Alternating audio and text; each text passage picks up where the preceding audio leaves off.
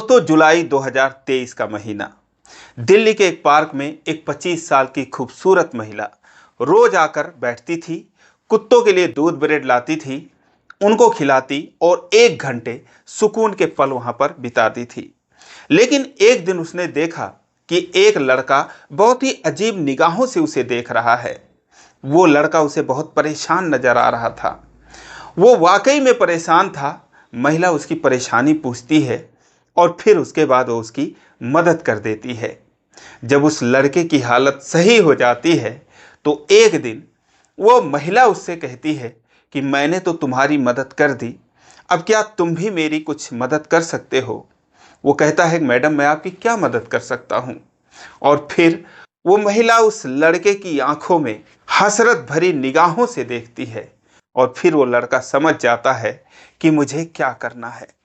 दोस्तों, उसके बाद जो कुछ होता है बहुत ही दिलचस्प कहानी है। आइए जानते हैं पूरी कहानी इस वीडियो में। लेकिन वीडियो में आगे बढ़ने से पहले बस वही रिक्वेस्ट कि वीडियो को लाइक कर दीजिए, चैनल को भी सब्सक्राइब कर लीजिए ताकि मेरा हौसला बढ़ता रहे। दोस्तों, ये कहानी है दिल्ली के सरिता विहार इलाके की। उस महिला का नाम रेखा होता है।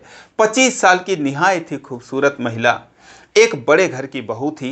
धन दौलत की कोई कमी नहीं थी। अब रोज का उसका काम था कि 4-6 पैकेट ब्रेड लेकर आती थी, बिस्किट लेकर आती थी और दूध के पैकेट लेकर आती थी और पार्क में आकर मिट्टी के बर्तनों में डाल देती थी। उसे देखते ही कुत्ते जो है 2-4-6 कुत्ते उसका पीछा कर लेते थे, उसके आगे पीछे डोलते थे और उसके बाद जैसे ही वो मिट्टी के बर्तनों में दूध और ब्रेड रखती थी वो उसको खाने में जुट जाते थे। जो महिला थी बगल के ही बेंच पर बैठकर उन कुत्तों को देखती थी, अपना मोबाइल चलाती थी और फिर वो किसी से बातें भी करती थी और 1 घंटे बिताने के बाद फिर वो अपने घर पे चली जाती थी।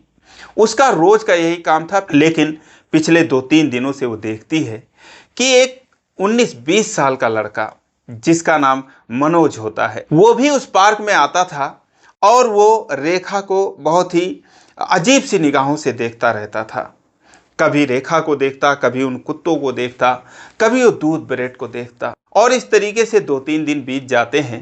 एक दिन जैसे ही रेखा आती है तो वो उसके पास चला जाता है और कहता है कि मैडम मुझे बहुत भूख लगी है, क्या आप ये ब्रेड मुझे खिला सकती हैं। रेखा उसे इस तरीके से जब अपने पास आते देखती है तो चौंक जाती है। कहती है, नहीं नहीं, ये ब्रेड मैं तुम्हें नहीं खिला सकती, ये तुम्हारे लिए नहीं है। मनोज कहता है कि मैडम कुत्ते खा सकते हैं, मैं क्यों नहीं खा सकता। रेखा कहती है कि नहीं, तुम इसे नहीं खा सकते। वो कहती है कि क्योंकि ये एक्सपायर है, 2 दिन पहले इसकी डेट खत्म हो चुकी है, तो ये इंसानों के खाने लायक नहीं है। लेकिन वो कहता है, कोई बात नहीं मैडम, मैं इसे ही खा लूँगा, कोई बात नहीं, एक्सपायर ही सही, मुझे दे दो, मुझे बहुत भूख लगी है। रेखा उससे कहती है कि कोई बात नहीं, अगर तुम्हें खाना है तो ये तो मैं तुम्हें नहीं दे सकती, लेकिन मैं तुम्हें जो है तुम्हारे लिए दूसरा कुछ कर सकती हूँ। और उसके बाद वो दूध ब्रेड वहाँ पर कुत्तों के लिए डाल देती है, उसे वहाँ पर बिठा देती है, पार्क के बाहर जाती है और फिर उसके लिए नाश्ता लेकर आती है, पकौड़े, चाय और बिस्किट वगैरह लेकर आती है। अब जो मनोज था 2-3 दिनों से भूखा था, जैसे ही वो सब कुछ पाता है फटाफट फटाफट खा लेता है और फिर उसके बाद रेखा को धन्यवाद बोलता है। कहता है, मैडम आपका इसके लिए बहुत बहुत शुक्रिया। रेखा कहती है, कोई बात नहीं, और उसके बाद वहाँ से चली जाती है। जब अगला दिन आता है तो फिर वो ठीक सुबह 9 बजे उस पार्क में आती है और आज भी वो मनोज जो था पिछले 3-4 दिनों की तरह आज भी वहीं पर बैठा था। अब आज जो रेखा थी उसके लिए पहले से ही नाश्ता वगैरह खरीद कर लाई थी। उसके बाद कहती है कि आ जाओ और अगर तुम्हें खाना हो तो खा लो। वो कहता है, नहीं मैडम, संकोच करता है, सोचता है क्या रोज रोज खाऊं और ये भी क्या सोचेगी। लेकिन वो कहती है, कोई बात नहीं, आके खा लो, मुझे पता है तुम्हें भूख लगी होगी। 2-3 बार कहती है। वाकई में मनोज को भूख लगी ही थी। वो जाता है और फिर से वो चीज खा लेता है। फिर रेखा कहती है, कहाँ पर रहते हो, क्या नाम है तुम्हारा। कहता है, मैडम मेरा नाम मनोज है, कहीं पर नहीं रहता हूँ, मैं यहीं रहता हूँ। कहती है कि कहाँ से आए हो। फिर वो अपनी सारी कहानी बता देता है। कहता है मैं उत्तर प्रदेश के मिर्ज़ापुर का रहने वाला हूँ और पिताजी रोज़ मारते थे, पीटते थे, गाली गलौज देते थे। तो उनकी डांट से परेशान होकर मैं कमाने के लिए आया हूँ, लेकिन काफ़ी बरसात चल रही है, काम वगैरह का कोई ठिकाना नहीं है, इसीलिए पिछले 10 दिनों से मैं भटक रहा हूँ। रेखा कहती है कि हाँ, यहाँ पर अगर काम ना हो तो बरसात के दिनों में दिक्कत तो होती ही है, एक काम करो तुम घर चले जाओ। लेकिन वो कहता है मैडम नहीं, मैं घर नहीं जाऊँगा, घर से तो मैं भाग कर आया हूँ और फिर क्या मुँह लेकर घर जाऊँगा, तो यहीं पर मैं रहूँगा और कोई काम वगैरह ढूंढ लूँगा। वो कहती है कि रात में कहाँ रहते हो? कहता है बस यही पार्क में सो जाता हूँ, या बारिश होती है तो किसी दुकान के शटर या शेड के नीचे जाकर सो जाता हूँ। महिला बड़ा अफसोस जताती है और उसके बाद फिर वो चली जाती है। लेकिन तीसरे दिन अब जोरदार बारिश होती है, पूरी रात बारिश होती है, सुबह भी बारिश ही हो रही थी, पूरा पार्क पानी से भर जाता है। मनोज जो है एक शटर के नीचे बैठकर उस जिस रास्ते से रेखा आती थी उसका रास्ता देखता है और सोचता है कि आज तो पार्क भी भर गया, कोई कुत्ता भी नहीं दिख रहा है, आज पता नहीं वो आएगी कि नहीं आएगी। यही सब सोच ही रहा था कि करीब 9-10 बजे के बीच में रेखा छाता लेकर वहाँ पर आती है और आकर इधर उधर देखने लगती है। मनोज सोचता है कि कुत्ते तो हैं नहीं, शायद मुझे देख रही हो, और फिर वो धीरे से निकलकर उसके सामने आता है कि ताकि वो उसकी नज़र मनोज पर पड़ जाए। जैसे ही रेखा की नज़र पड़ती है तो उसको अपने पास बुलाती है। जो बारिश थी वो हो ही रही थी, धीरे धीरे उसके ऊपर भी छाता लगा देती है और कहती है पता है आज मैं नहीं आने वाली थी, मेरी सास मना कर रही थी कि इतने बरसात में कहाँ जा रही है, लेकिन मैं आई हूँ, तुम्हारे लिए आई हूँ और मैं रोटी लेकर आई हूँ। मुझे पता था कि तुम्हें भूख लगी होगी तो तुम कहाँ पाओगे। अब जैसे ही मनोज देखता है और ये बात सुनता है कि उसके लिए रोटी लेकर आई है, वो रोने लगता है, उसकी आंखों से आंसू बहने लगते हैं। रेखा कहती है कोई बात नहीं, घबराओ मत, सबका बुरा वक्त आता है, हर शाम की सुबह भी होती है तो अच्छा वक्त भी आता है, लो ये रोटी खा लो। और उसके बाद दोस्तों वो रोटी खा लेता है, फिर 2000 रुपये भी देती है, कहती है कि पहले तुम कहीं से एक रूम का इंतज़ाम कर लो और फिर काम वगैरह ढूंढ लो। वो कहता है ठीक है मैडम, लाख लाख शुक्रिया अदा करता है रेखा का और फिर उसके बाद वो रूम ढूंढने पर लग जाता है। अगले दिन जो है जब आता है तो नहा धो के फ्रेश होकर एक नई टी शर्ट पहनकर आता है। रेखा कहती है क्या बात है, आज तुम बहुत साफ सुथरे लग रहे हो। कहता हाँ मैडम, मुझे रूम मिल गया है और अब मैं काम भी ढूंढ लूँगा। आपने जो पैसे दिए थे तो कुछ पैसे मैंने देकर एडवांस में, और मैंने किराए पर कमरा ले लिया है, 1500 रुपये कमरे का किराया है। वो कहती है ठीक है, अब काम भी ढूंढ लो। उसके बाद फिर वो उसके लिए वही नाश्ता लाई थी। वहाँ पर दोनों 1 घंटे बैठते हैं, आपस में बातें करते हैं। अब दोस्तों जो रेखा थी उसकी भी कहानी बड़ी अजीब थी। उसकी शादी रोहन नाम के एक युवक से हुई थी। उसकी उम्र 50 साल की थी। चूँकि वो एक गरीब घर की बेटी थी, दिखने में सुंदर थी, खूबसूरत थी, और इसीलिए उसके माँ बाप ने रोहन की उम्र नहीं देखे कि वो किस उम्र का है। वो 20 साल की थी जब रोहन की उम्र 45 साल की थी, और वो उससे उसकी शादी कर देते हैं क्योंकि रोहन पैसे वाला था, लेकिन पहले से ही वो एक तलाकशुदा था। उसकी पत्नी उसे छोड़कर जा चुकी थी। उसके 2 बच्चे थे। एक बच्चे की उम्र भी 22-23 साल की थी, एक बच्चा 17-18 साल का था, और इसके अलावा उसके 2 और भाई थे, बहनें थीं। बड़ा लंबा चौड़ा परिवार था।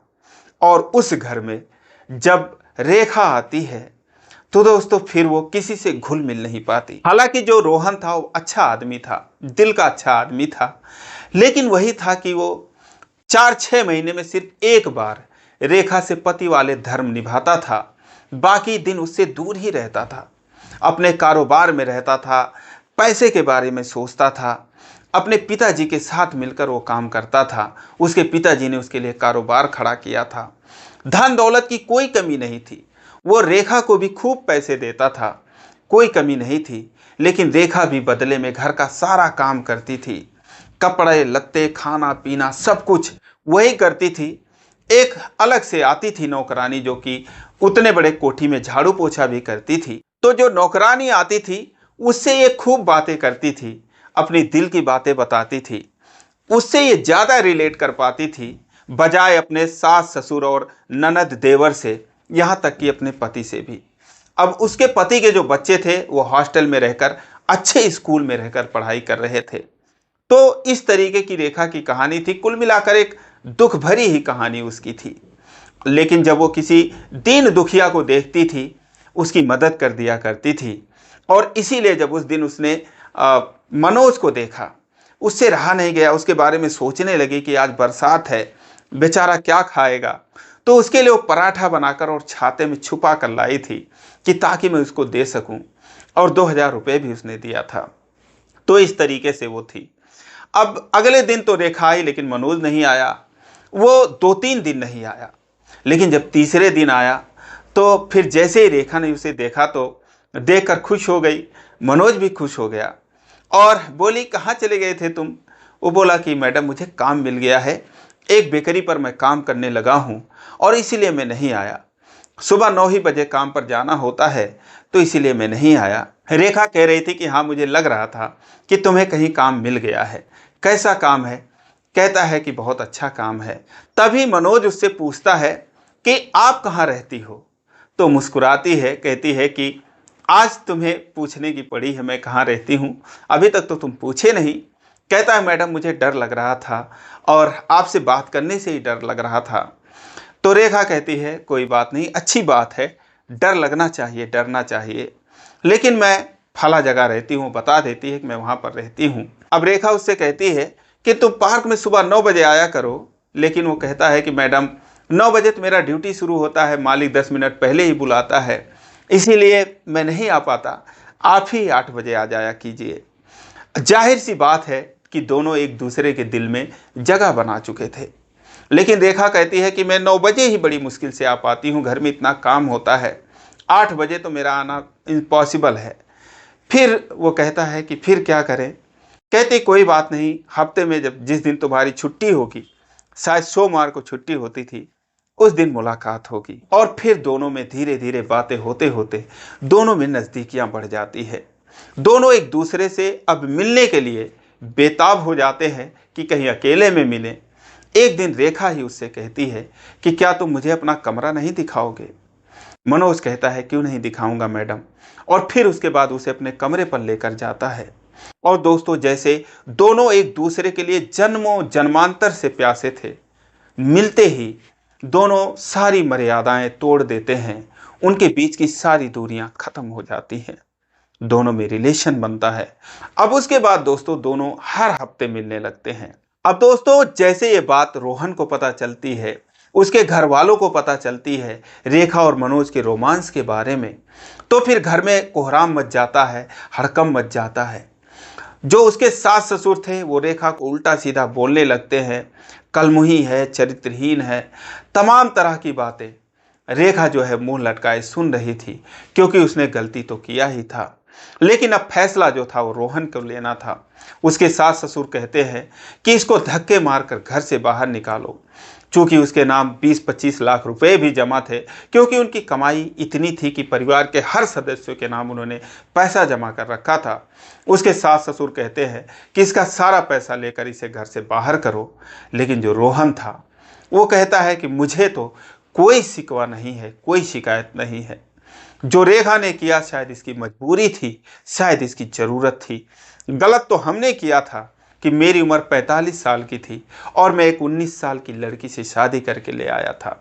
फिर भी इसने 5 सालों तक इस घर को संभाला, हम सब को संभाला, हमारे साथ रही, कभी मायके जाने तक का मौका तक नहीं मिलता था इसको। ये भी सोचती थी कि घर का काम कैसे होगा, लेकिन अब हम और कितना किसी को सता सकते हैं। आखिर इंसान के शरीर की भी एक ज़रूरत होती है, धन दौलत किस काम का। और फिर जब उसकी बात उसके माँ बाप सुनते तो हैरान हो जाते हैं, रोहन से कहते तो पागल हो गया है। और उसके बाद जब रेखा रोहन से अकेले में मिलती है, कहती है मुझे माफ़ कर दो, मैंने बहुत बड़ी गलती की है। लेकिन रोहन कहता है कि नहीं, मुझे तुमसे कोई शिकायत नहीं है और तुम जाओ, मैं तुम्हें आज़ाद करता हूँ।